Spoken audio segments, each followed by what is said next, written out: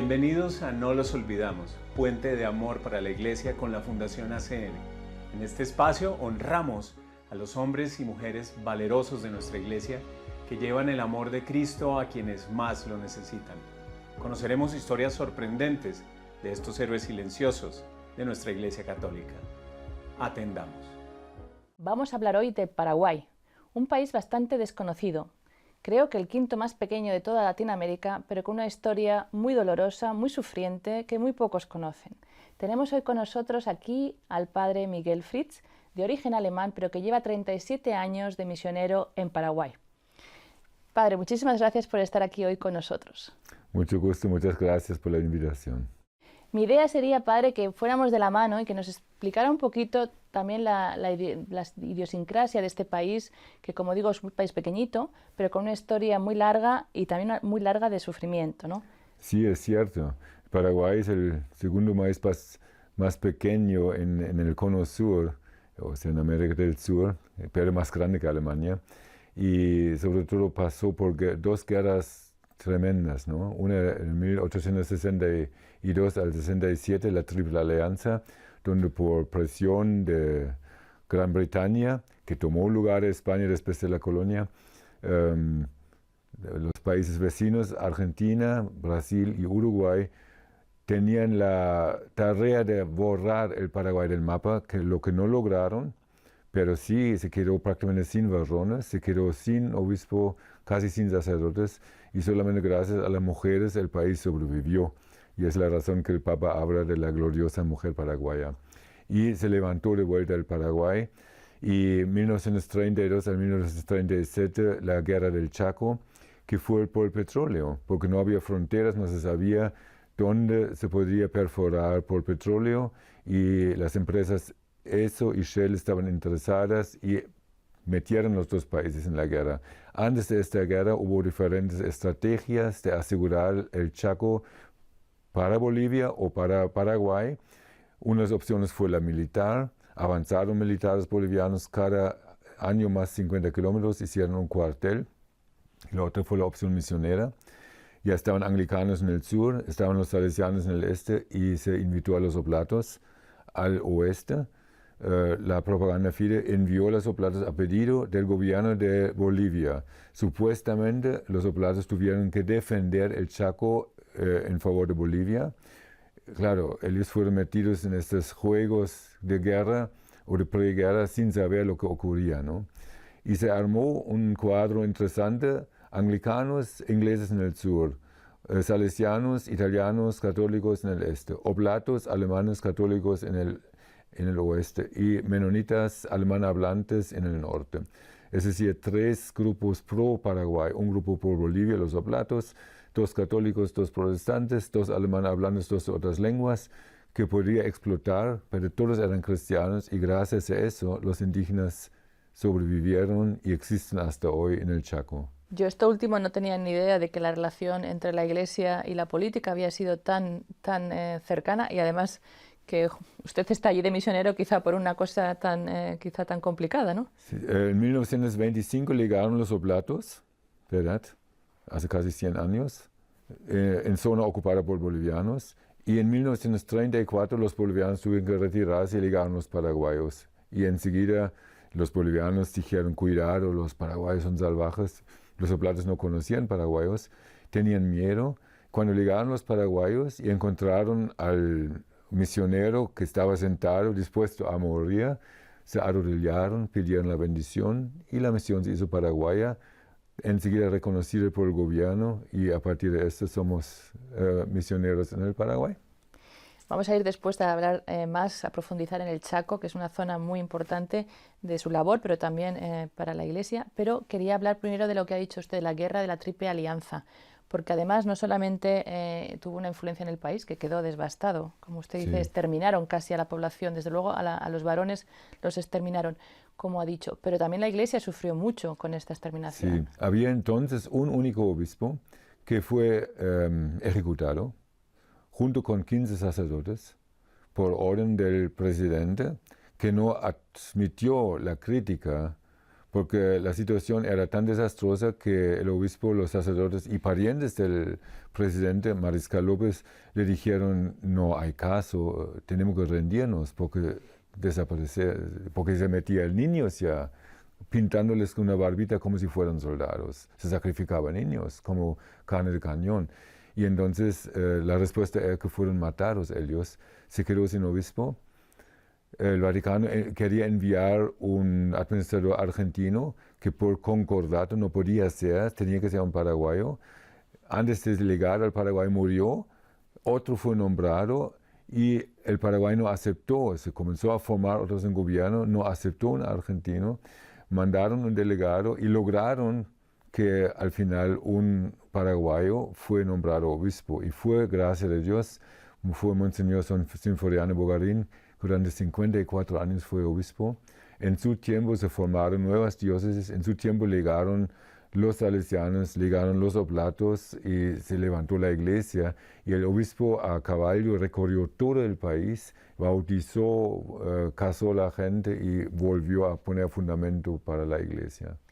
Hemos hablado también, o ha dicho usted que lo único que quedaron fueron las mujeres, que el Papa dijo que eran las que habían vuelto a soportar la sociedad. ¿Cómo fue este mensaje, hablando de esto que usted estaba allí también, cómo fue aceptado este mensaje en Paraguay cuando habló del Papa de esta importancia de la mujer? Felices, muy felices.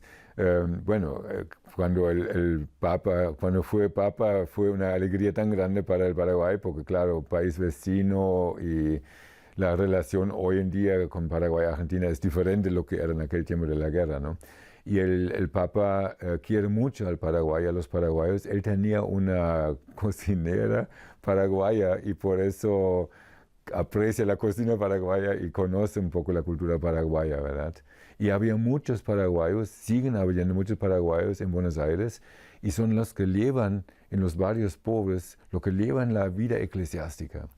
Donde hay paraguayos se forman capillas, se forma la comunidad. ¿Ya? La gran fe que es... Sí, sí. País más católico de Latinoamérica, ¿se puede decir? Es el segundo país más católico de América Latina, según las estadísticas, y realmente hay una fe muy arraigada, muy fuerte, ¿verdad? Gracias al trabajo, por un lado, de los jesuitas, las reducciones que fueron expulsados, pero lo que llevaban adelante el trabajo después eran los franciscanos, que por cierto, la primera reducción, las famosas reducciones jesuíticas, la primera reducción, mucho antes que existieran los jesuitas, hicieron los franciscanos, 1580, en el Paraguay, ¿verdad? Y después, cuando llegaron los jesuitas como una congregación nuevita, ellos tomaron este modelo y lo hicieron famoso, ¿no? Claro. Que la mayoría de las reducciones eran con pueblos guaraníes, ¿verdad? Había como una docena de naciones guaraníticas en todo el Cono Sur, menos en el Chaco. Hoy en día, en el Chaco, hace 2 generaciones, inmigraron también guaraníes. Y los primeros sacerdotes indígenas en toda la historia del Paraguay son, en nuestro vicariato, sacerdotes guaraníes y también 2 religiosas guaraníes, ¿verdad? Inmigrantes al Chaco.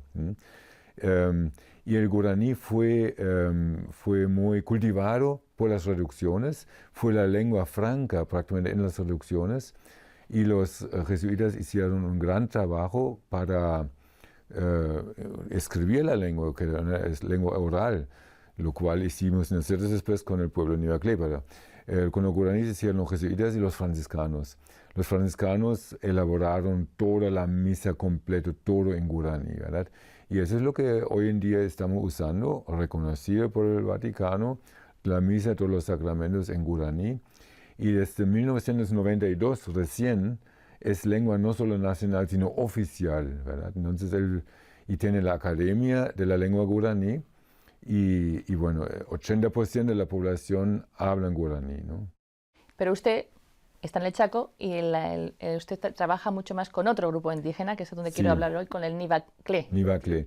O sea, cuando los oblatos fueron llevados al puesto avanzado militar de los bolivianos, esa era tierra de los Nivaclé. Y cuando los oblatos vieron cómo los militares maltrataron, abusaron de los indígenas, se pusieron en defensa de los indígenas, lo que causó conflicto varias veces con el peligro de expulsión incluso querían rendirse los oblatos, pero la propaganda Fidesz les animó, les dijo, tienen que seguir, que tienen que continuar, ¿verdad? Y bueno, entonces el trabajo con los Nivaclé, que incluso hubo una orden escrita de exterminar a los Nivaclé por temas de matanzas y venganzas. Y se puso el misionero oblato y dice, solamente sobre mi cadáver. Y entonces no se animaron a matar al oblato los bolivianos y gracias a eso existen los Nivaclé.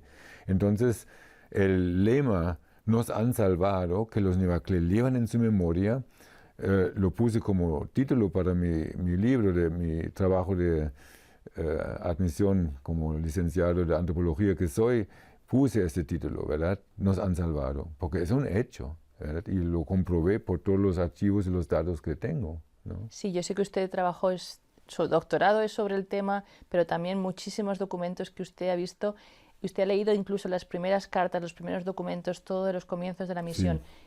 No tenemos tiempo para hablar de todo, pero cuéntenos quizá, bueno, nos ha contado quizá el hecho más que nos toca más, ¿no? El hecho de que dieron la vida por esos, o que estaban dispuestos a dar la vida por esos indígenas, pero a lo mejor hay otra historia. Los misioneros oblatos vinieron para salvar vidas, salvar almas. Eso era, claro, querían salvar almas, ¿verdad?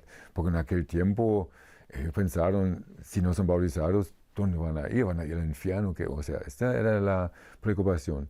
Los Nivaclé necesitaban salvar no solo sus almas, sino sus cuerpos y su cultura, y buscaron aliados. Y entonces el gran cacique Tofai, que admitió a los oblatos a la segunda misión, donde yo ahora vivo y trabajo, no mató al misionero que tomó contacto, como solía hacer, y todos los otros Nivaclé le preguntaron, ya no tienes más fuerza, ¿por qué no le matas y sacas su scalp?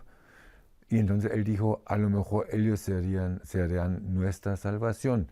Y ellos, los mismos Nivaclé, dicen, había sido cierto, eso no es nuestra salvación, nos han salvado. Bueno, y entonces tenía esta visión, necesitamos aliados, porque contra las armas, contra los militares de los bolivianos, de los paraguayos, de los argentinos, donde hubo matanzas permanentes, no pudieron, ¿verdad? Y entonces lograron que los misioneros oblatos les salvaron, ¿verdad?